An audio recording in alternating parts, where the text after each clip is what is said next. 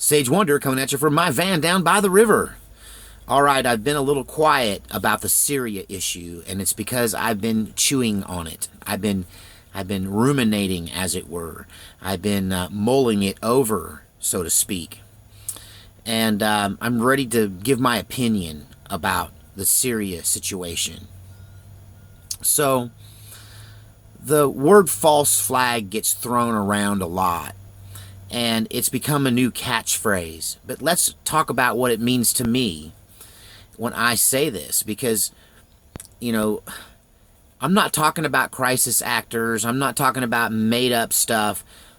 I'm talking about events that happen, but you're led to believe they are one thing or another. Or you're told things happened that didn't happen, or you're told things that kind of might have happened, but you're led to believe they were something different or bigger or more immense potentially than they were.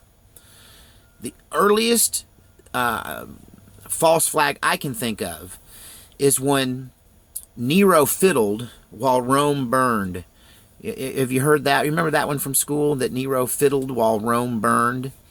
And what he did was, he had a problem with these ghettos that were rat infested, and everyone was getting sick and dying, and they were just a blight. It was just a bad part of town, and it was just a lot of huts all strung together. And think of it like a homeless camp nowadays, only it was way bigger, and it was, a large part of the city. And he also had a problem with Christians. Like, he wanted to get rid of these Christians. They were becoming powerful and becoming, a lot of people were getting converted to Christianity, and he wanted to get rid of both things at once. So he had his people set fire to the ghetto, killing all of these people and destroying all of their lives and homes, and just gutting a whole section of Rome, a huge portion of it, where all the poor people lived. And he blamed it on the Christians, and then use that as an excuse to round them all up and execute them. So that was the first, probably, and biggest false flag. To me, that's what a false flag is. It's something that happened, but you're fooled about what really happened, and it was manipulated. So, weapons of mass destruction, anyone? Does that seem familiar to you at all? Weapons of mass destruction? When Colin Powell and others in the Bush administration stood in front of the world with fake evidence, claiming that Saddam Hussein possessed weapons of mass destruction. Now, I will say this on the weapons of mass destruction point, that many people believed that because Bush had telegraphed his invasion so much to the world, that if there was any weapons of mass destruction in Iraq, then they would have moved those WMDs to Syria, which ironically is where this gas attack is happening now, or supposed gas attack. Is this the same sort of thing as the weapons of mass destruction? Either they were not there or they got moved.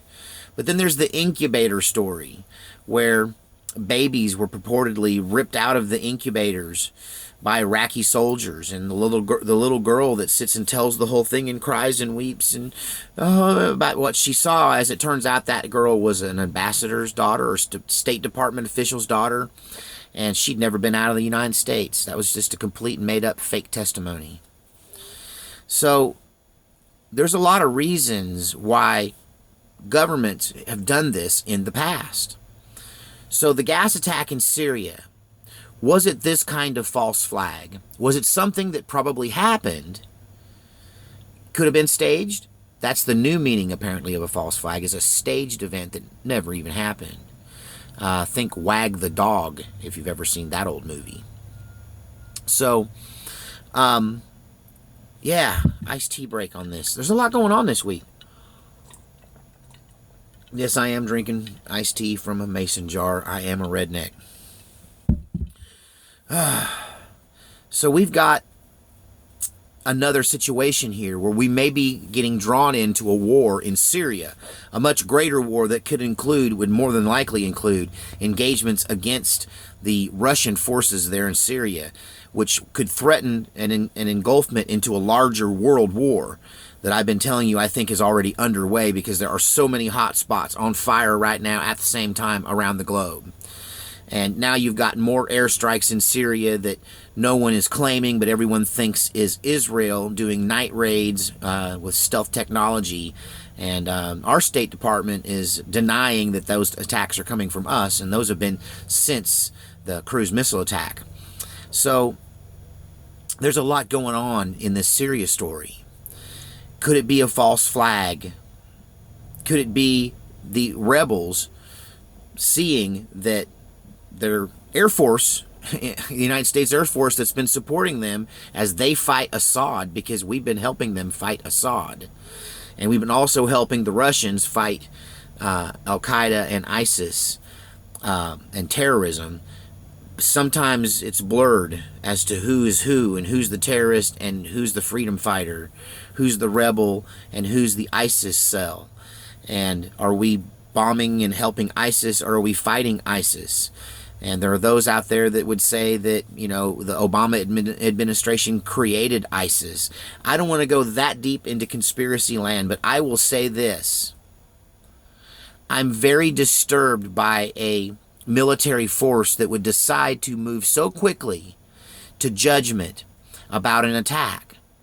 There's evidence that General Mattis, a man who I greatly respect, a Marine Corps general, Semper Fi Oorah, who stood up, apparently, I'm hearing, and said that Congress should have been involved in the decision on that cruise missile attack against the Syrian government of Assad and their chemical facilities there.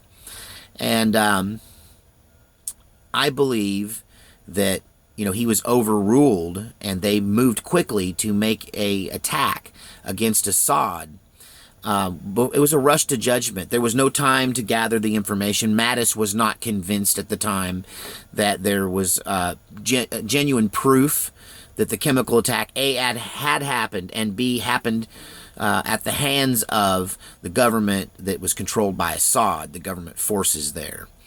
So what we've got is a real mess. And it starts to look like maybe we rush to judgment because there's a force inside the State Department, inside the shadow government, that wants this war in Syria to happen. So now we have to ask ourselves, what would be their motivation?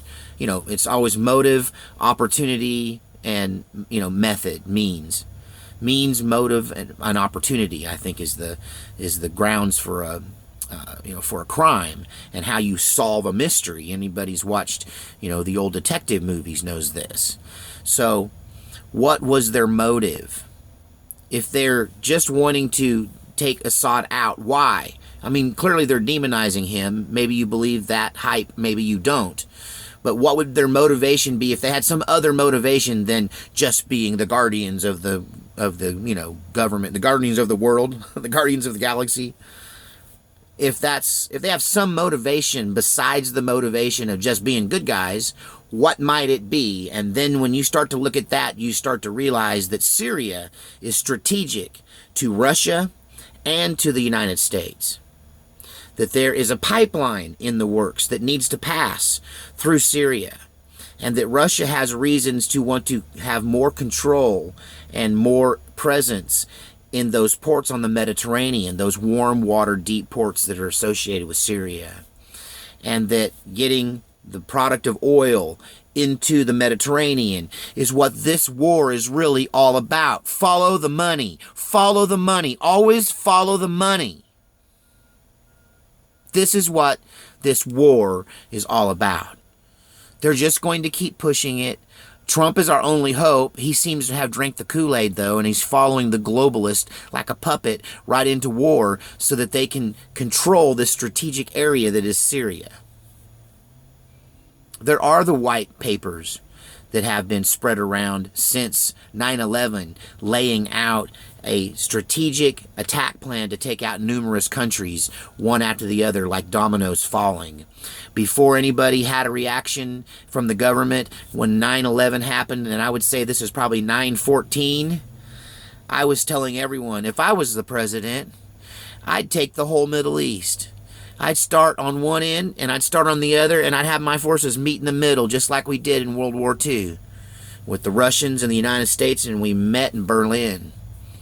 So, yeah, I think that it's money motivated. I think that's what's behind the Syria attack. I think they're trying to grow it into a larger conflict.